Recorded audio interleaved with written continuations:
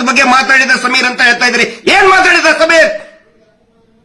ಹಿಂದೂ ದೇವಸ್ಥಾನ ಹಿಂದೂಗಳದ್ದೇ ಇರಬೇಕು ಅಂತ ಹೇಳಿದಾನ ಅವನು, ಹಿಂದೂಗಳದ್ದು ಅಲ್ಲ ಅಂತ ಹೇಳಿಲ್ಲ.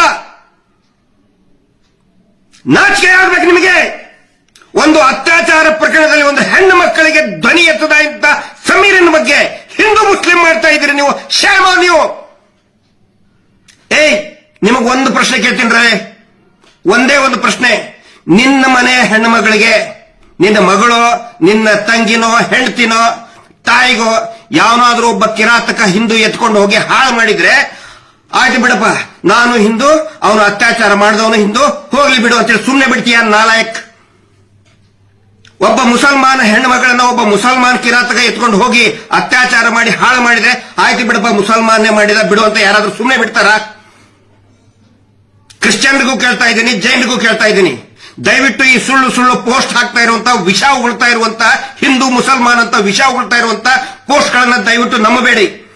ಸಮೀರನ್ ಮೇಲೆ ಸೋಮೋಟೋ ಕೇಸ್ ಹಾಕ್ತಿರಲ್ಲ ನೀವು, ಸ್ವಯಂ ಪ್ರೇರಿತ ದಾಖಲೆ, ದೂರು ದಾಖಲೆನ ಮಾಡಿದ್ರಲ್ಲ, 299 ಅರೆಸ್ಟ್ ಮಾಡೋದಕ್ಕೆ ಬರೋದಿಲ್ಲ. ಸುಪ್ರೀಂ ಕೋರ್ಟಿನ ಆದೇಶ ಇದೆ. ನಿನ್ನೆ ಪೊಲೀಸರು ಬಂದು ಅರೆಸ್ಟ್ ಮಾಡಕ್ ಬಂದಿದ್ರಿ. ಈ ಕೋಮು ಗಲಭೆ ಎಬ್ಬಿಸ್ತಾ ಇರುವಂತ ಫೇಕ್ ಅಕೌಂಟ್ ನಲ್ಲಿ ಹಿಂದೂ ಮುಸಲ್ಮಾನ್ ಮಾಡ್ತಾ ಇದಾರಲ್ಲ, ಅವ್ರ ಮೇಲೆ ಯಾಕೆ ಸೋಮೋಟೋ ಕೇಸ್ ಇವತ್ತಿನವರೆಗೂ ರಿಜಿಸ್ಟರ್ ಆಗಲಿಲ್ಲ ಅನ್ನೋ ಪ್ರಶ್ನೆಯನ್ನ ನಾನು ಕೇಳ್ತಾ ಇದ್ದೀನಿ.